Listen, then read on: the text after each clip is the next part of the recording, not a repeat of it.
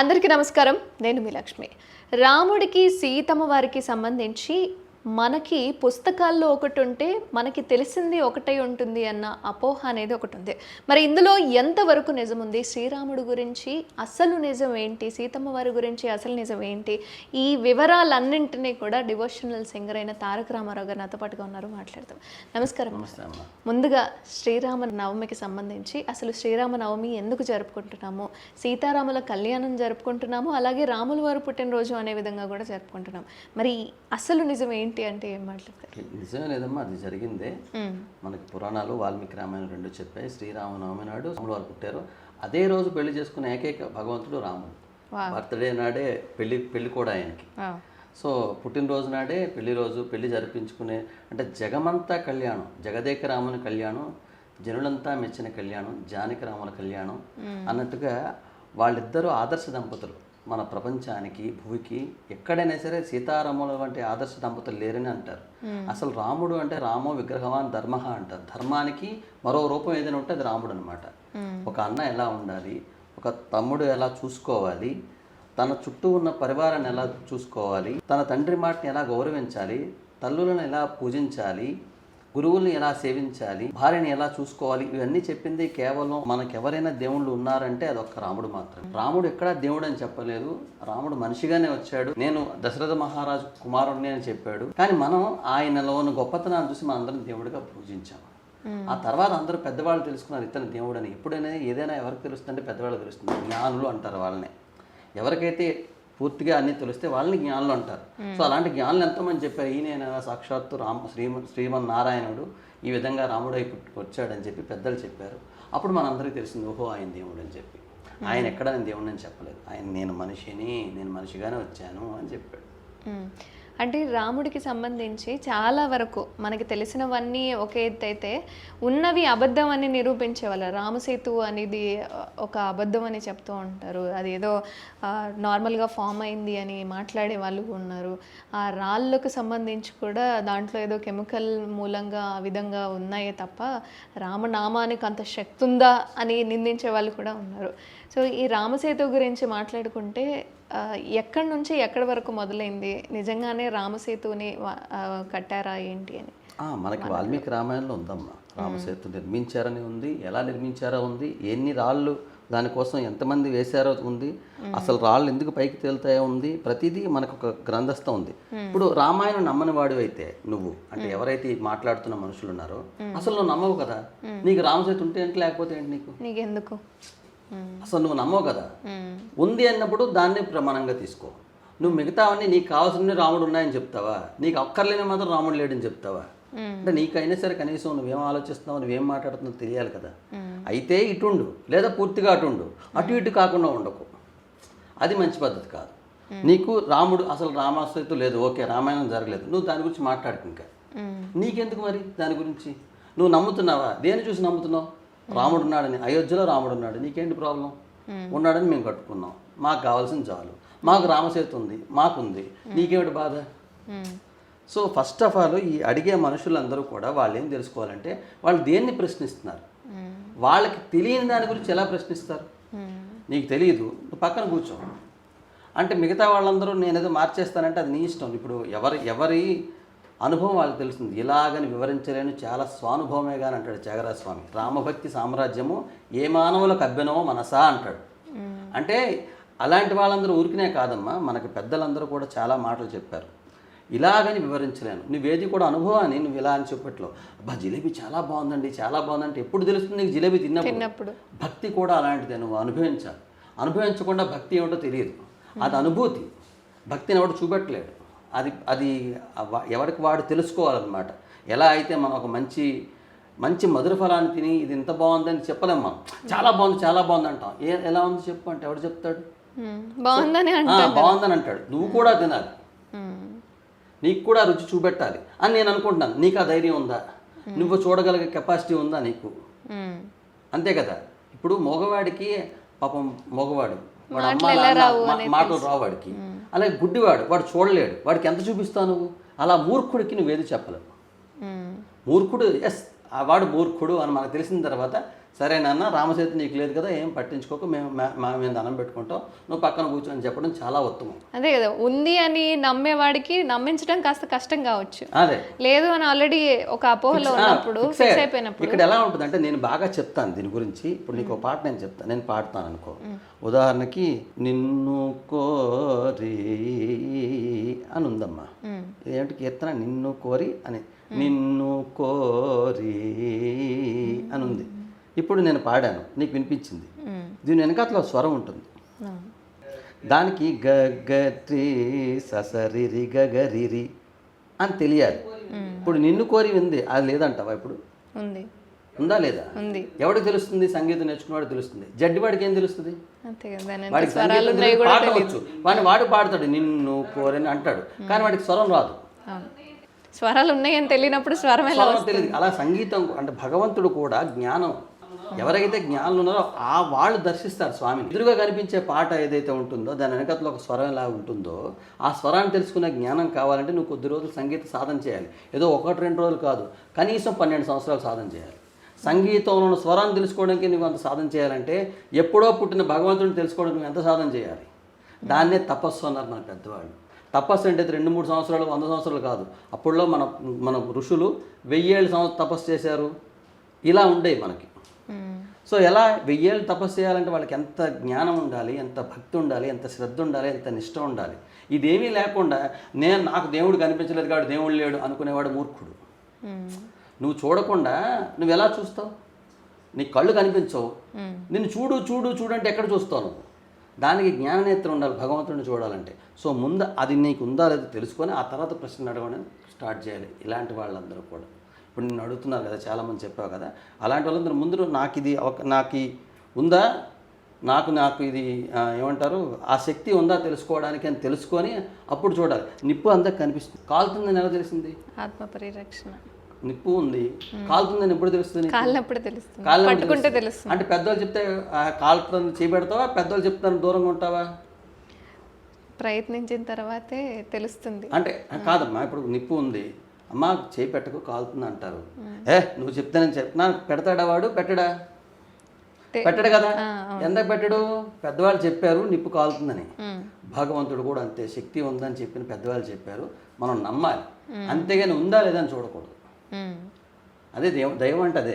ప్రయత్నిస్తే దాని వెనక ఏ నెగటివ్ పాజిటివ్ వచ్చిన తర్వాత కూడా ఆ వెనక అర్థమైపోయి ఉంటుంది. ఇక్కడ ఇంకోటి కూడా చెప్పచ్చు, భగవత్ శక్తి గొప్ప వాళ్ళకి ఎవరికైనా ఉంటే వాళ్ళ నిప్పును కూడా చల్లగా చేయగలరు. ఇలాంటి వాళ్ళని కొంతమంది మన పూర్వులను పెద్దవాళ్ళని చూసాం. సో ఘటన అంటాను చూసావా, ఆ రెండూ కూడా చేయగలిగేవాడు పరమాత్మ అని తెలుసుకున్నవాడు జ్ఞాని. తెలుసుకోవాలి అనుకునేవాడు కొంచెం వివేకం ఉన్నవాడు, ఇది ఇంతే అని అనుకునేవాడు మూర్ఖుడు. లేడు అంటాడు చూసారా, వాడికి ఓకే లేడు. ఇప్పుడు మనకి గజేంద్రుడు కూడా చెప్పాడు, కలడందరూ కలడో లేడు అంటాడు ప్రహ్లాదుడు చెప్పాడు. సో అలా ఏంటంటే మనకి ఉన్నాడో లేడో తెలియనప్పుడు నువ్వు తెలుసుకోవడానికి ప్రయత్నించు, ఖచ్చితంగా తెలుస్తాడు. అంటే పెళ్ళైన ఏ దంపతులనైనా సరే సీతారాముల్లాగా ఉండాలి అని దీవిస్తూ ఉంటారు. దాంపత్య జీవనం అంటే సీతారాములదే అని అనే వాళ్ళు ఉంటారు. వాళ్ళిద్దరి కళ్యాణం గురించి, వాళ్ళిద్దరి దాంపత్యం గురించి మీ మాటల్లో. ఇప్పుడు మీరే చెప్పారు కదా, తెలిసిన వాళ్ళు ఎవరైనా సరే ఎందుకు ఆ మాట అంటారంటే సీతారాముల్లా ఉండాలంటే, ఎవరైనా ఏ భార్య అయినా రేపు తన భర్త అడవులకు వెళ్ళిపోతాడంటే నేను కూడా వస్తానంటుందా? ఈ రోజుల్లో మనం చూడగలవా? నీకు పట్టాభిషేకం లేదు, నేను అడవులకు వెళ్ళిపోతున్నాను అంటే నేను కూడా మీ వెంటే వస్తానండి అన్నది చూసావా సీతమ్మ. అందుకే ఆవిడ ఆదర్శ ధర్మపత్ని అయింది. ఈ రోజుల్లోని కనీసం పక్కింటికి కూడా నువ్వు వెళ్తావంటే మాకెందుకు, ఆడపడుచుంటికి రాము, నీ సావు నువ్వు జావు అంటారు కదా. కానీ అలా అన్నారు. కానీ ఆయన ఆవిడ కోసం ఎవరు పట్టుకెళ్ళిపోవడో తెలియని ఒక రాక్షసుడిని పట్టుకొని వాడిని చంపి అంత కష్టపడి ఎంతో మందిని సమకూర్చుకొని ఎన్నో కష్టాలు కోర్చి మళ్ళీ ఆవిడని తీసుకొచ్చాడు. అందుకే ఆయన గొప్పవాడు. ఈ లోకంలో ప్రేమ అంటూ ఉంటే సీతారాములు ఇద్దరిదే. ఆయన కోసం ఆవిడ కోసం ఆయన అంత పరితపించారు. అందువల్ల వాళ్ళిద్దరు ఆదర్శ దంపతులు అయ్యారు ప్రపంచానికి. సరే, అంటే కొంతవరకు సీతారాముల కళ్యాణం దాంపత్య జీవనం అనేది మాట్లాడుకున్నా సరే, చాలామంది సీతాదేవిని రాముడు వదిలేశాడు కదా, ఎలా వాళ్ళిద్దరిది దాంపత్య జీవితం అవుతుంది అని చెప్పి ప్రశ్నించే వాళ్ళు కూడా ఉన్నారు. మరి ఏ మూలంగా ఆయన విడిచిపెట్టి వెళ్ళారు ఏంటి? అంటే విడిచిపెట్టలేదమ్మా. యాక్చువల్గా దానికి మనం సినిమాల్లో ఇవన్నీ చూపెట్టిన కథలు ఏమిటంటే సీతారాములు ఎవరో ఒక క్యాస్ట్ వ్యక్తి ఇలా అవమానించాడని చెప్పేసి. అయితే అక్కడ రాజధర్మం గొప్పది కదా భర్త కన్నా కూడా. ఎందుకంటే ఆయన భర్తగా ఎంత బాధపడినా రాజుగా చాలా ప్రపంచానికి ఆదర్శంగా ఉండవలసిన వాడు. అందుకే సీతమ్మ వారు వెళ్ళిపోయింది. లేకపోతే సీతమ్మ వారు నిప్పులోంచి వచ్చిపోయి ఇది నమ్మిన వాడు సీతమ్మ నిప్పులోంచి వచ్చిందని నమ్ముతాడా? ఇప్పుడు ఈ ప్రశ్న వేసిన వెధవ ఎవడైతే ఉన్నాడో ఆ వెధవకి ఏంటంటే ముందే కదా జరిగింది. రావణాసురుడి దగ్గరికి వెళ్తే అగ్ని పునీత అయింది సీత అని వచ్చింది కదా. మరి అది నమ్మిన వాడు ఇది నమ్మాలి కదా. ఇది కూడా ఎలా వస్తారని నమ్మాలి కదా. నమ్మాడు కదా. నమ్మిన తర్వాత ఎప్పుడైతే అమ్మవారు అంత శక్తివంతురాలని అందరికీ తెలిసిన తర్వాత ఆవిడ ఎక్కడుంటే ఏమిటి? అంతవరకు ఆవిడ అడవిలో ఉంది కదా. ఆ అందులోకి ఆయనకి రాముడికి అన్నీ తెలుసు. ఆవిడ వదిలినా పరిచయించినా అక్కడ ఏదో వదిలేసి నువ్వు ఎక్కడ రోడ్డు మీద వెళ్ళిపోవని చెప్పలే. లక్ష్మణుడు తోడిచ్చి వాల్మీకి ఆశ్రమం దగ్గరగా విడిచిపెట్టమన్నాడు. ఆవిడ అక్కడ నుంచి ఉత్తర రామాయణం ఇంకోటి స్టార్ట్ అయింది. కానీ యాక్చువల్గా ఇవన్నీ కూడా చాలా వరకు కలుపుతాలే. సో రాజు యొక్క ధర్మం అక్కడ మనకు చూడాలి తప్పించి భర్తగా వదిలేశాడన్న మాట మాత్రం తప్పు. ఒక రాజుకి ధర్మం కదమా ముఖ్యం. నిజంగా అంత గొప్ప ధర్మాత్ములు ఎవడ ఉంటాడా? అందులో కూడా రాముడే గొప్పవాడు. అలాగే ఇంకోటి ఏంటంటే ఏకపత్తి వ్రతుడు. ఆ సీతమ్మ వారిని వదిలేసి ఇప్పుడు మనం మామూలు మనుషులే ఇప్పుడు మనం చూస్తుంటే సోకాళ్ళు మనుషులు 300 మంది 400 మంది రాణులు ఉన్నారు ఒక్కొక్కరికి ఇప్పుడు. సో కానీ ఆయన ఒక్క ధర్మపత్ని గురించే కదా అంత కష్టపడ్డాడు, అంత చేశాడు. మరి అవన్నీ ఎందుకు తీసుకోరు? ఉన్న దేవుళ్ళందరికీ కూడా మరి అవన్నీ ఎందుకు తీసుకోరు? నిజంగా రాముడు అలాంటి మనిషి అయితే, వీళ్ళు అనుకునేలాంటి మనిషి అయితే సీతమ్మ గారిని అలా ఇంకో పెళ్లి చేసుకోవచ్చు కదా. సో ఇవన్నీ కూడా ఏంటంటే ఏదో బురద జల్లడానికి వేసే మాటలు తప్పించి నిజాయితీగా పసు ఉండదు ఇందులో. ఈ మాత్రం తెలిసిన వాడు సీతమ్మని వదిలేసాడని అనేవాడు ఎందుకు వదిలేసాడో తెలుసుకోవడం ఎందుకు? అది కూడా తెలుసుకోవాలిగా. అంటే ఏదో అనేద్దాం, మనకు నాలుగు ఉంది వేసేద్దాం ఒక మాట. ఇదే పద్ధతి. అంతకు మించి లేదు. మీరు అంటున్నట్టు అంటే అసలు రామాయణంలో ఉన్నవి ఇప్పుడు ఒక్కొక్కళ్ళు మార్పులు చేర్పులు చేసుకుంటూ కల్పితాలు. మనకి కూడా వాల్మీకి రామాయణమే ప్రామాణికం. ఎవరికైనా సరే ఎవరు చదువుకున్నా కూడా అదే చదువుకోండి దయచేసి. వాల్మీకి రామాయణం పేరు మీద చాలా వచ్చాయి. సో ఫస్ట్ సంస్కృతం రావాలి మనకి. సంస్కృతం వచ్చిన వాళ్ళు మనకు రాదనుకోండి, పెద్దవాళ్ళని వెళ్ళి అడగండి, వాళ్ళు చెప్తారు. లేదా పెద్దలు జీరస్వామి వారు ఇలాంటి వాళ్ళు మహానుభావులు చెప్పేటప్పుడు వినండి. విని వాళ్ళు ఏం చెప్తారో చూసుకోండి. మీకు తెలిసిందంత కరెక్ట్ అనుకోవడం తప్పు కదా. వాళ్ళు ఏం చెప్తారో తెలుసుకొని దాన్ని ఆచరించడానికి ప్రయత్నిద్దాం. ఇలాంటి మాటలన్నీ స్ప్రెడ్ చేయడం వల్ల.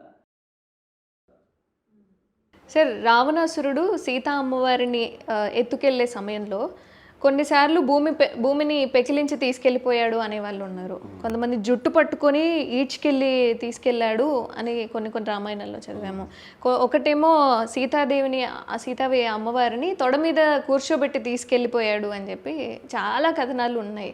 అసలు అమ్మవారిని ఏ విధంగా తీసుకెళ్ళాడు? ఎందుకంటే ఆయనకున్న శాపం మూలంగా సీతాదేవి అమ్మవారిని తాకినప్పుడు ఆయన భస్మం అయిపోవాలి కదా, ఎందుకు అయిపోలేదు అని మాట్లాడే వాళ్ళు కూడా ఉన్నారు. అసలు కథనం ఏంటి సార్? అసలు ఇక్కడ వీటి మొత్తంలో మనం ఒకటి మాత్రం నిజం, రావణాసురుడు తీసుకెళ్ళాడు. ఇదైతే నిజం కదా. ఈ మిగతా వాటిని ఎవరికి నచ్చినట్టు వాళ్ళు పెట్టుకున్నారు, రాసుకున్నారు, చేశారు, సినిమాలో తీశారు. ఒక్కొక్క డైరెక్టర్ చాలా గొప్పవాడు కాబట్టి వాడు మొత్తం భూమి అంతా ఇలాగ లేపినట్టుగా చేస్తాడు. ఎవరి ఊహాశక్తి వాళ్ళు చూపెట్టారు. కానీ వాళ్ళ ఉద్దేశం ఏంటంటే ఇక్కడ నుంచి అమ్మవారు వెళ్ళిపోయింది. ఒక్కొక్కడికి అమ్మ సీతమ్మవారు వెళ్ళిపోతే ఇంత బాధపడితే జనాలు కూడా ఏడు చేస్తే అంత బాగా సీన్ పండుతుందని డైరెక్టర్లు ప్రతి ఒక్కరు వాళ్ళకి నచ్చినట్టు సినిమాలు తీశారు. అయితే ఇక్కడ రావణాసురుడేమి అల్లాటప్ప మనిషి కాదు, మహా మంత్రవేత్త, శాస్త్రం తెలిసిన వ్యక్తే. సో తులసీదాస్ గారు వారు రాసినప్పుడు అలా జరిగి ఉండదు అని ఆయన ఫీల్ అయ్యి భావించి ఆ భూమి నుంచి ఇలా తీసుకెళ్ళాడని చెప్పి నార్త్ వాళ్ళందరూ అది పాటిస్తారు. వాల్మీకి రామాయణం మాత్రం ఖచ్చితంగా జుట్టు పట్టుకొని తీసుకెళ్ళినట్టుగా ఉంటుంది. అదే ఉంది, పెద్దవాళ్ళందరూ చెప్పారు. ఎందుకంటే రాక్షసుడికి అలా కాకుండా ఇంకెలా తీసుకెళ్తాడమ్మా. అయితే రావణాసుడికి శాపం ఏమిటి? తన ఇష్టం లేకుండా ఏ ఆడపిల్లనైనా ముట్టుకుంటే వాడికి చావు వస్తుందని చెప్పి అందుకే కదా చచ్చిపోయాడు. అలా తీసుకెళ్ళాడు కాబట్టి చచ్చిపోయాడు. అంటే భస్మం అయిపోతారు. అదేం లేదు, ఆ భస్మం అయిపోవడం అంటే ఎవరు వచ్చి భస్మం చేసేస్తారని కాదు. అప్పుడు ఇంకా బలాత్కారం చేస్తే దానికి ఉద్దేశం. ఓకే, బలాత్కారం. అందుకే ఆయన ఏం చేయలేదు కదా, దూరంగా ఉండి మాట్లాడాడు, గౌరవంగానే చూసుకున్నాడు. చెప్పాలంటే ఇలా చాలా మంది అది కూడా చెప్తారు, సీత కన్నా రాముడు కన్నా రావణాసురుడే గొప్ప, దూరంగా పెట్టాడు, ఇవన్నీ మాట్లాడేది చాలా మందిని చూసాం కదా మనం. సో అలాంటి బ్యాచ్ కొంత ఉంది కదా, వాళ్ళ కోసం చెప్పి అలా ఉంటాడు. వాళ్ళు ఇప్పుడు మాట్లాడుకోవడం కోసం రావణాసురుడు అప్పుడే ముందు జాగ్రత్తగా కళ్ళు తెరుచుకుని అలా ఉండిపోయాడు. అయితే రావణాసురుడు సీతాదేవిని తీసుకెళ్ళిన తర్వాత కూడా ఆ రాక్షస ప్రవృత్తి గల ఆయన తాలూకా అన్ని అలవాట్లలో ఆవిడని రోజు వచ్చి దూషించడం, ఆ చెరువుల చేత అంటే త్రిజట ఇలాంటి రాక్షసుల చేత రోజు ఆవిడని తిట్టించడం, చోట్ల చూసాం యాక్సెప్ట్ చేయమని చెప్పాడు. యాక్సెప్ట్ చేయించాడు. అంటే ఆయన ప్రేరేపించేవాడు ప్రతి ఒక్కళ్ళని వెళ్ళి ఇంత గొప్పవాడు అని. ఆడవాళ్ళకి బంగారం ఇవన్నీ చూపిస్తే కొంత లొంగుతారనే ఫీలింగ్లో ఆయన ప్రయత్నాలను ఆయన చేసేవాడు. సో రావణాసురుడు ఏదో చాలా గొప్ప, చాలా మంచివాడు. ఎప్పుడైనా సరే ఎంత విద్వత్తు ఉన్నా కూడా నీకుండే ఒక చిన్న చాపల్యం వల్ల నీ తలక పతనం స్టార్ట్ అవుద్ది అనడానికి రావణాసురుడు మనకి ఫస్ట్ ఉదాహరణ. రెండో ఉదాహరణ దుర్యోధనుడు. ఓకే, అండ్ చాలా చోట్ల ఇప్పుడు శ్రీలంక సైడ్ చూసుకుంటే రావణాసురుడికి గుళ్ళు కూడా ఉన్నాయి. కొన్ని ప్రదేశాల్లో ఆయన గుళ్ళు ఉన్నాయి, ఆయన పూజించే వాళ్ళు ఉన్నారు. వీరప్పన కూడా గుడి ఉంది అక్కడ. ఇప్పుడు కూడా దొంగలకు కూడా వాళ్ళకు ఒక పార్టీ ఉంటుంది కదా, వాళ్ళందరినీ చూసుకునే వాళ్ళు కూడా ఉంటారు. సో ఎప్పుడైనా సరే మంచికి చెడుకి ఎక్కడైనా సరే ఎవరికి వాళ్ళ ఫాలోవర్స్ ఉంటారు. ఫాలోవర్స్ ఎప్పుడు కూడా గుళ్ళు కడతారు, అందులో తప్పులేదు. వాడిష్టం, ఇప్పుడు వాడికి నచ్చింది కాబట్టి కూడా అందులోకి వెళ్తాడు. దొంగలందరూ ఒక నాయకుడు ఉంటాడమ్మా, వాడిని బాస్ అనే కదా పిలుస్తారు వీళ్ళు. అలాగే మంచి వాళ్ళకి ఒక మంచి సాఫ్ట్వేర్ ఇంజనీర్ కూడా ఒక బాస్ ఉంటాడు, ఆయన బాస్ అని పిలుస్తారు కదా. ఏమంటే ఆయన బాస్ ఈయన పీస్ అంటానికి వీల్లేదు, వీళ్ళకి అందరికీ ఈయన బాసే.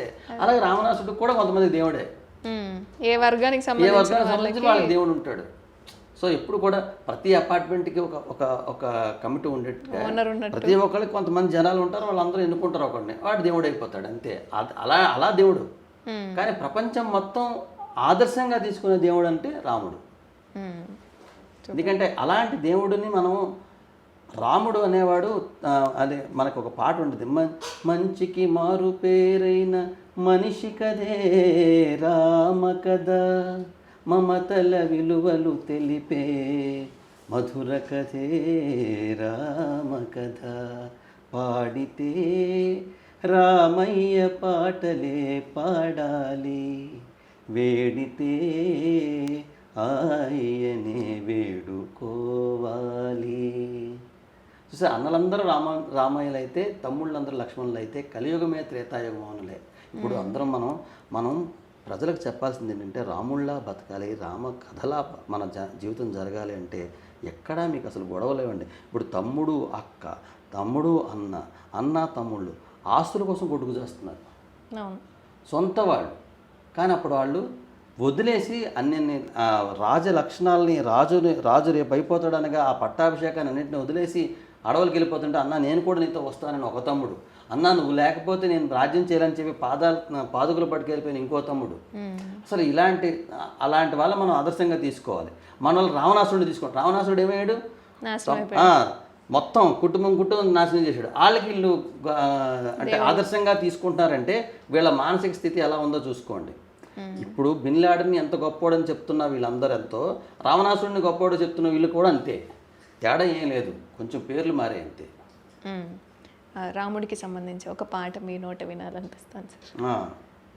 రామనామ మనరాధా, మానవ ధర్మ మెరిగి మనరాధా, శ్రీ రఘురామనామ మనరాధా, మానవ ధర్మ మెరిగి మనరాధా, అల శ్రీపతియే ఇల భూపతిగా అవతరించి పరిపాలించిన శ్రీరామనామ మనరాధా, మానవ ధర్మ మెరిగి మనరాధా, ఆత్మజునిగా పతిగా అగ్రజుగా శిష్యునిగా హితుగా భూపతిగా, ఆత్మజునిగా పతిగా అగ్రజుగా శిష్యునిగా హితుగా భూపతిగా ధరనుద్ధరింప దాల్చిన హరివర ధరనుద్ధరింప దాల్చిన హరివర వరదుడు భాస్కర వంశజుడగు శ్రీరామనామ మనరాధా మానవ ధర్మ మెరిగి మనరాధా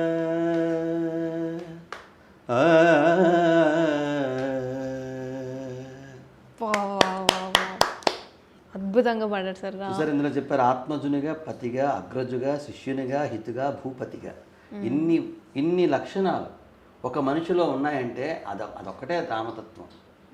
మనకి అంటే ఒక ఏమీ లేకుండా నిప్పు లేకుండా పోగరాదు, ఈ మాట సింపుల్గా చెప్పాలంటే. సో ఈ లక్షణాలు ఏమీ లేకపోతే రాముడికి అంత పేరు రాదు. ఎప్పుడు కూడా అంటే ఎందుకు ఇంతమంది మనం ఎన్ని సంవత్సరాలు జరిగిందో జరగలేదో పోటీ వీళ్ళందరూ అనుకునేటట్టు మనం జరిగిందని నమ్ముతున్నాం.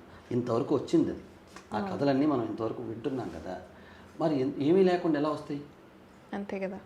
సరే 10 కొంపలనైన నేలని పల్లెనైనా సరే రామ భజన మందిరం ముందు వరలగాక అన్నాడు. అంటే 10 కొంపలు కూడా లేని ఊర్లో కూడా రామ మందిరం ఎలా ఉంది మనం ఇప్పుడు చూస్తున్నాం. మీరు ప్రతి దగ్గరికి వెళ్ళి కొట్టేసి ఉండాలేమో తప్పించి ఎదవలు, కానీ రామ మందిరం మాత్రం ఉంటుంది. సో ఎందుకు ఉంది? ఏమీ లేకుండా అంటే వీళ్ళకి ఆ మాత్రం కూడా ఆలోచించే ఇంగిత జ్ఞానం లేదు. మనలో చాలామంది కొంతమందికి అరే ఇన్ని ఉన్నాయి కదా, ఇవన్నీ నిరూపణలే కదా, ఏది పాత ఎప్పుడు కూడా పునాదుల్లో ఏముందో ఎవరికి తెలియదు. బయటికి బిల్డింగ్ కనిపిస్తుంది కదా, పునాదుల్లోకి నువ్వు వెళ్ళగలిస్తే వెళ్ళు, లేకపోతే బిల్డింగ్ ఉంది పునాదుల మీద నిలబడింది, కనీసం ఆ జ్ఞానం ఉండాలి నీకు. మన సంస్కృతి అలా పునాదుల మీద నిలబడింది. సో ఇప్పుడు ఆ పునాదులు కనిపించకపోవచ్చు, బట్ మనందరం కనిపిస్తున్నాం. మనందరి దగ్గర ఆ సంస్కృతి ఉంది, మన విలువలన్నీ తెలుస్తున్నాయి. మిగతా వాళ్ళకి లేనివి మనకు ఉన్నవి, మన భారతదేశానికి మాత్రమే ఉన్నవి. ఇవన్నీ చూసి కనీసం కొంత మారాలి జనాలు. సార్ రామేశ్వరంలో శివలింగం ఏదైతే ఉందో రాముడు స్థాపించాడు అనేది అందరికీ తెలిసిన విషయం, అందరూ నమ్ముతున్న విషయం కూడా. కానీ అదే శివలింగాన్ని రాముడు స్థాపించలేదు అనేది కూడా రీసెంట్గా వింటూ ఉన్నాము. అదొక వివాదాన్ని దారితీస్తోంది. మరి ఆయనే రాముడు స్థాపించిందా కాదా, ఎక్కడి నుంచి వచ్చింది ఏంటి అనేది? మంచిదమ్మా, నమ్మకం అనేది వేరు. ఇందాక చెప్పాను కదా, ఎవరు నమ్మినట్టు వాళ్ళు నమ్ముకోవచ్చు. కొంతమంది రాముడిని నమ్ముతారు, కొంతమంది శివుడిని నమ్ముతారు.